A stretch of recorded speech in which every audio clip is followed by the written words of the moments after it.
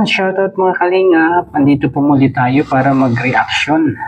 Shoutout po, dito po tayo sa ating YouTube channel, Roselski TV po. At punta po tayo sa ating pagre-reaction sa part 66 ng EDSI. Sisimula po tayo dun sa unang-unang pagkikita ni Kalinga Pedro at ni Biancy. Halika po, panoorin po natin.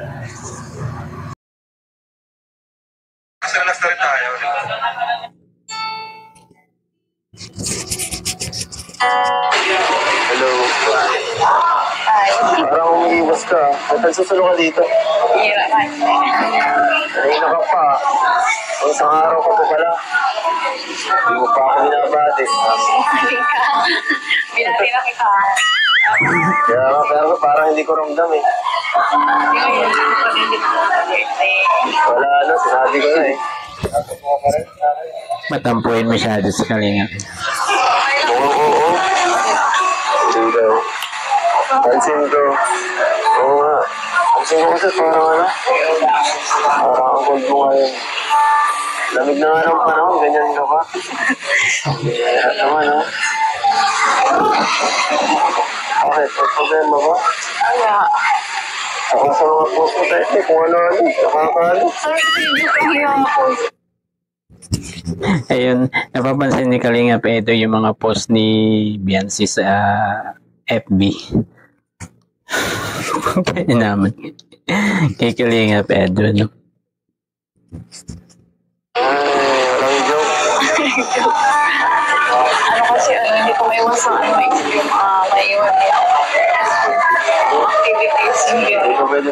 Ayun, totoo naman yun kasi syempre, pag alis niya, maiisip niya rin yung mga activity niya, yung immersion.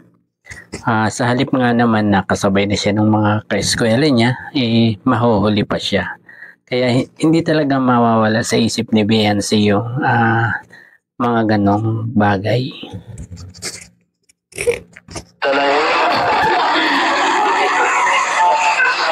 Ako pagpaalam naman tayo ng maayos eh. Payag naman yung principal, di ba? Right na, kasi ano ba? Natatakot sa mga mag-iwaran ka. Ha? Ikaw mag-alala, makakiragli tayo lahat. Oo, yun ang kinatatakot ni Biancy. At gusto kasi niya sabay sa kanyang mga ka-eskwela. Ayun.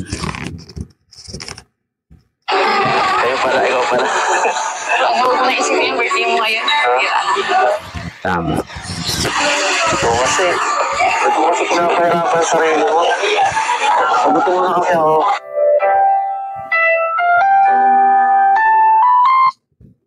O yan naman, yung padali ni Kalinga Peds, no? Oo nga naman, sagutin mo na siya, Biancy. Pero yung mga tingin ni Biancy, parang may mga ibig sabihin na rin, di ba?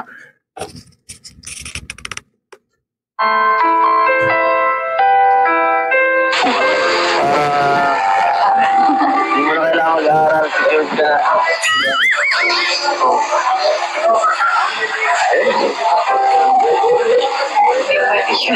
Ha? Ito din? Kasi pagkali pa yung Aray. saka ano, kung sakali mo na maging tayo, hindi mo na umaasa sa'yo. Iba talaga si Biancy mag-isip, no? Tulad nun, kung magiging sila daw naman, kasi, hindi daw naman talaga siya asa kay Kalinga Peds. Ayun. Gusto niya, may trabaho din siya na maayos. Ayun. Hindi pwede. Gusto ko, ano ka lang, tapahay ka lang. Ayaw lang, gano'n. Ayaw. Hindi mo mag-aalaga sana ko. Wala. Hinihira ka. Bahay ka na lang kasi. Pag gano'n. Bahay ka na lang mag-vlog. Gaya mo na lang si Jack. Tayo. Nakita ka rin nun. Parehas lang. Tapos naman yan sa akin. Pero lang.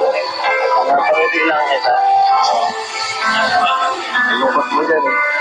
Kanina ka pa eh. Pinapag-alala mo ako. Hindi na isipin. Ako dapat mag-enjoy ngayon kasi ang birthday mo. Birthday ko. Kaya nga ako pumunta ka sa akin. Mag-chat ka wala. Wala ako sa... Ayun, palaisipan din sa atin yung kung ano yung ichinat ni Kalinga Pedro, no? Di ba? Kaya daw siya pumunta kasi nag-text si Kalinga Peds, di ba? Ano kaya yung itinext ni Kalinga Peds? Sinungaling ka. Meron. Pero... Kanina, medyo... Nanginginaan ako. Parang hindi ako mag-iinit sana eh. Hindi ka dumating. Buti na lang, mas ligo ka na doon. Buti na lang. Pwede ba wala ang wifi mo? Ha? Pwede ba wala? Joke na yung joke si Biancy eh, no? Dito, sa ano mo? Dito, sa bayan. Dito yung birthday mo sa pag-celebrate ng birthday mo. Wala. Mag-sweet ka ng konti. Birthday ko ngayon, Ano? mag-sweet ka ng konti.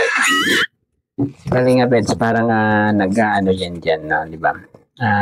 Naglalambing kay Biancy kasi birthday niya. Tingnan natin kung anong magiging sagot ni Biancy.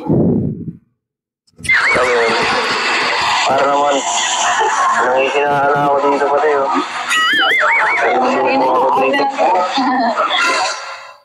I look at you, you make me blind. Why do you have to be so beautiful? Grabe. Ayun na ang power hug ni Biancy, no? Binigay na kay Kalinga Pedro. Pansin niya si Kalinga Peds, no? Di ba? Na ano siya, natameme.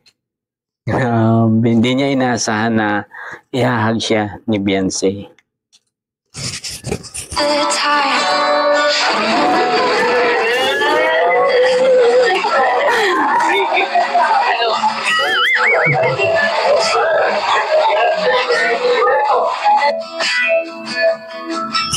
Grabe.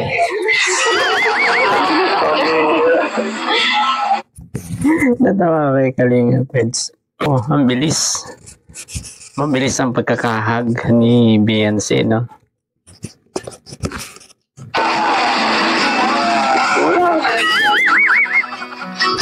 Kulang daw. Sana sa ako mas matagal. Malamig dun eh.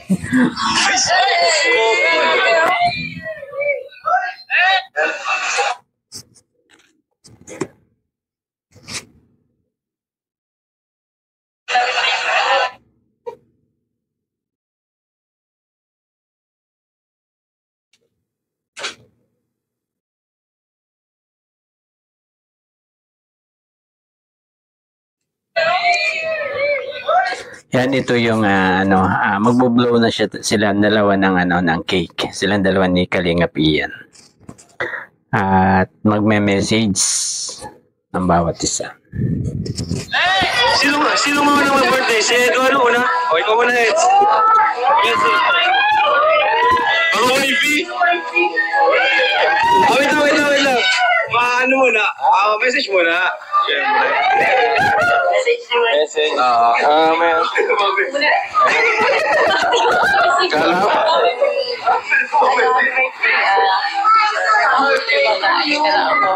Hayaan mo na lang yung mga issue na nangyari mo isipin. Yun lang. Mag-ingat ka palagi.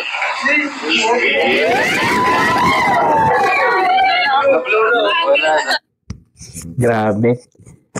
Yung mga message ni Biancy tungkol palagi dun sa mga issue na mga pambabas kay Kalinga Pedro na huwag nang huwag nang alalahanin kasi andyan daw naman daw siya, di ba? Andyan lang si Biancy para sa iyo, Kalinga Peds. Si Edo naman, mga ito. Sa atin lahat? Sa lahat. Namatay. So, salamat po sa, sa lahat ng parang dumating dito ngayon. Sa inyo lahat guys. Pamilya na tayo dito ngayon. Salamat po sa inyo. Dahil ito palagi nyo kong pinaghahanda. Nakakahiya naman eh. Palagi na lang kahit ito parang wala ko pa kahit nakahanda ko kayo lang. Salamat po sa inyo sa effort ninyo lahat. Kasi kahit parang ganito lang ako, parang okay lang lahat. Di talaga sanay si Kalinga Pedro na handaan, di ba? Hindi kasi hindi niya yung birthday na hahandaan siya. Ayaw niya nung ganun. Kaya lang wala na siyang magawa kapag andyan na. Pa rin, binibigyan niyo para matapakagad ng birthday. Sa kasi yan, salamat sa binagbigyan niyo rin si Ian, Minsan kasi na medyo nahihiya ako yun kasi palagi niya, ako lagi pinaghahanda niya. Tapos si Ian, sunod na araw si Ian naman, parang isa natin na okay yung ganito. Kasi talaga, kapatid ko, tambal kami nito Yan, salamat po sa lahat ng ano ninyo, pagbabahala mo. Thank you.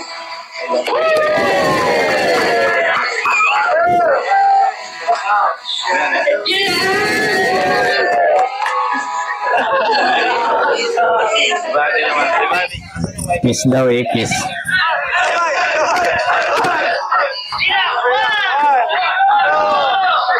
Ayan yan, yung portion na kikis sila sa kanilang mga partner. Panorin po natin.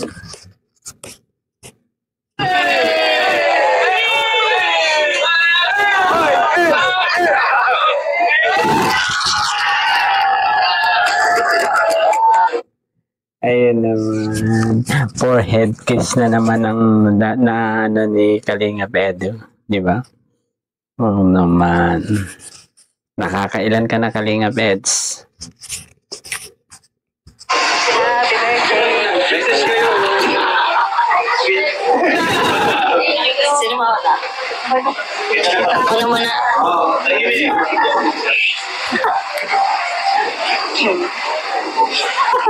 So, panayin ko muna kay Edu. So, Edu, happy birthday.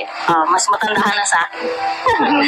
So, kay Edu, thank you kasi lagi niya kaming kinoconsider yan. Hindi niya nalilimutan yung pinagsamahan namin noong una kahit sobrang niya ngayon.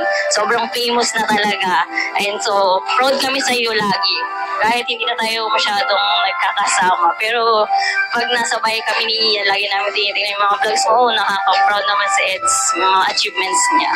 So, yun, thank you. At lagi niyo kami naiisip pa din. So, kay Ian. Yeah. So, my husband.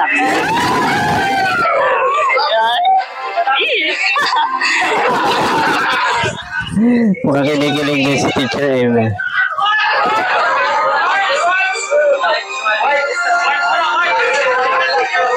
Yun ang naisip ko, madami na nag-kiss. Kaya sa lips na lang.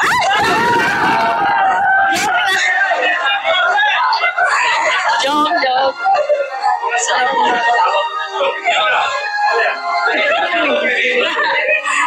So, ayun. Grabe, pinanasan ni Kalinga Prab ang mga pisngi ni Kalinga Ian sa ni Kalinga Edu. Happy birthday, Ian. And sana, lagi kang maging masaya kasi ikaw yung source of happiness ko din. Yan. And sana good health and I appreciate you every day sa lahat ng ginagawa mo, lalo na ngayon pregnant. Kahit, kamiyak. Yun lang, basta lagi kitang na-appreciate and thank you sa lahat ng effort mo. Lahat talaga, grabe yung asawa si Ian. Sabi nung iba, swerte-swerte mo naman Ian sa asawa mo, pero hindi po. Ako yung maswerte kay Ian. So, yun lang. I love you. Happy birthday. Oy, lagi ko siya pinapayagan mag-basketball. Ayaw niya lang akong iwan.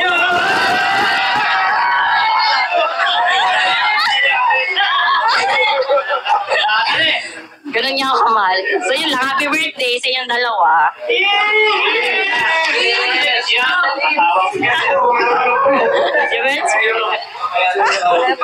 Ayan.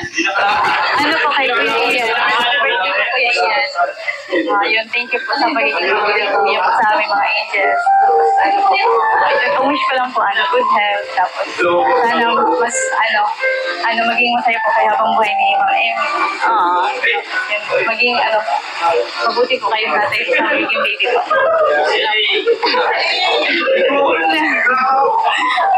Kanya po. Ano ang pagkakasabi? Di ba natapos na siya kay Kalingap Ian, di ba? Kay Kalingap Edo naman, anong sabi ni BNC? Sa kanya po, di ba? Hindi niya magbanggit ang pangalan, sa kanya po. Siyempre po, kay Ayan, kay Habi. Happy birthday.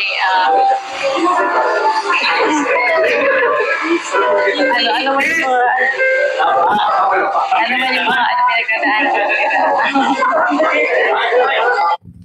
Nawawala si BNC dyan kasi ang iingay ng mga K-boys, no? Hindi makapag-concentrate si BNC sa kanyang message kay Kalingap Edo.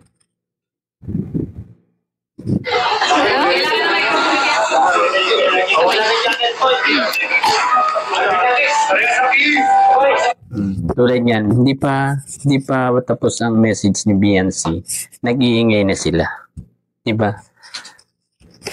Kaya hindi gaanong mapansin yung magandang message ni BNC kay Kalingap Edo. Pero pakikinggan po natin ang maayos.